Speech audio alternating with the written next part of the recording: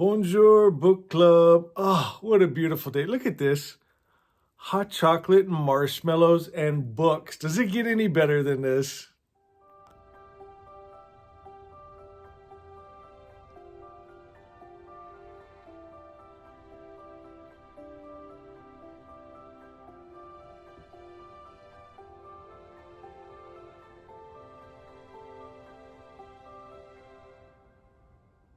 All right, chapter 3, The Little Paris Bookshop. Oh my God, this was a funny chapter. Real quick though, merci beaucoup. Thank you very much. That's our word for today.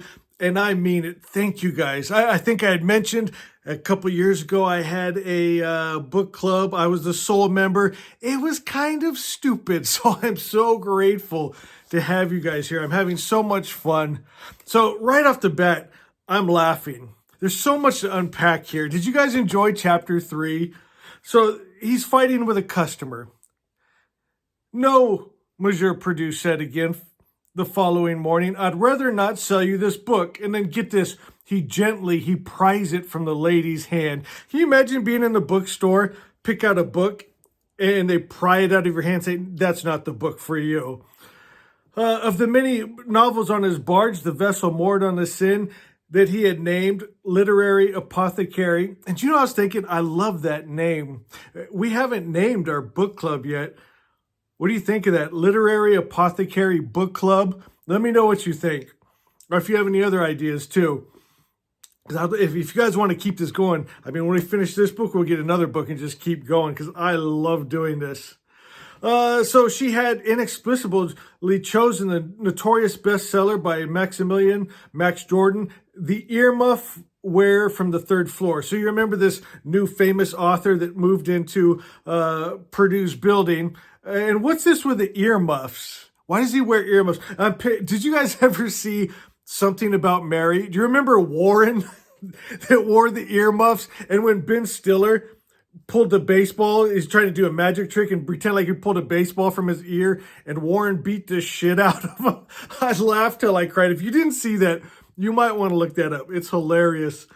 So the customer looked at the bookseller, taken aback. Why not? Max Jordan doesn't suit you. Max Jordan doesn't suit me. That's right. He's not your type. My type? Okay, excuse me, but maybe I should point out to you that I've come to your book barge for a book, not a husband. With all due respect, I love this is how his brain works. It cracks me up. With all due respect, what you read is far more important in the long term than the man you marry. That's how his brain works. Cracks me up. Now she's getting mad. Give me the book, take my money, and we can both pretend it's a nice day. It is a nice day, and tomorrow is the start of summer, but you're not going to get this book. Not from me. May I suggest a few others? And so the fight goes on.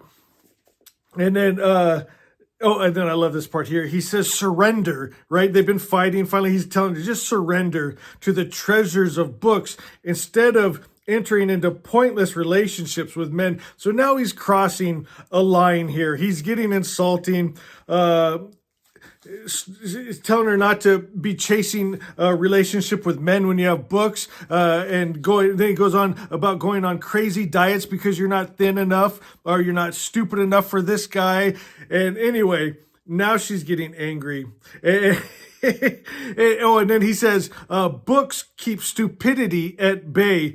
So he's basically calling her stupid for all the things she's doing. Now, to save it, a speed go. My God, that sun just got bright. Hello. I can't, especially with these glasses on. Holy moly. It's like burning my book. So a speedboat goes by and rocks his barge, which breaks up the fight. And now this cracks me up. So she starts to fall because she's got high heels on. And instead of offering her his hand, he offers her the book that he wants to give her. So she grabs onto the book. She's holding on to it. And now while she's about to fall, he's still lecturing and he won't let go until he's all done with his lecture. Now get this. He thinks he's won. The customer stared at him and he knew from her shocked look, right? This guy has no idea about women. He knew from the shocked look that he had hit the target and got through to her. Pretty much a bullseye. But then she dropped the book. "You are completely nuts," she whispered before spinning on her heel and tottering off, head down through the boat's book-filled belly and out into the embankment. Oh my God. Then it goes on to talk about some of his other customers, the ones he likes. He divides them into categories. The first category comprised those whom books were the only breath of fresh air in their claustrophobic daily lives. Those were his favorite. Talks about some of the different things that he sells on there. And I like the postcards, a couple of them. Reading kills prejudice. I like that. And then people who read don't lie, at least not at the same time.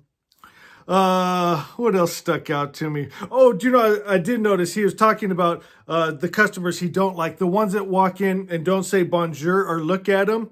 And I remember hearing that. I've never been to France, but they think Americans are rude. And I thought that's funny because we don't, when we walk into a store, we don't make eye contact and say hello, you know. And so it may be something we should start doing. He talks about he doesn't like the people that walk in with greasy fingers from eating French fries and touch all the books. I get that. I do not like food in my library. The only thing I allow, do you know what it is? I bet you do. Hot chocolate and marshmallows. That's the only thing I allow in my library. Oh, let's see. What else? Anything else stick out to me? Oh, I think that was kind of the gist of that. Oh, well, and then Max Jordan, he comes onto the boat. He overheard the argument, the fight. And he's like, "Why don't you like my books?" And so Purdue, he's saying, "No, it's not that I don't like your book. It just wasn't right for her." And it kind of tells about what the book was about that he wrote. And it's basically about men and why they act the way they do, why they run from love because they really are scared of it. And they don't understand it. And so they run. So I thought that was kind of sweet. But that was just a funny chapter. Did you guys enjoy it? Is there anything else you got out of that? Go to the comments, share. I love, you guys give some of the most beautiful insights. I read all of them. And just like in chapter 2, I forget who said it, but you were saying that he acts like he wants to be left alone, but he really doesn't because he surrounds himself with all these people. I thought that was really good insight. All right, guys, I love you so much. We'll see you tomorrow for chapter 4.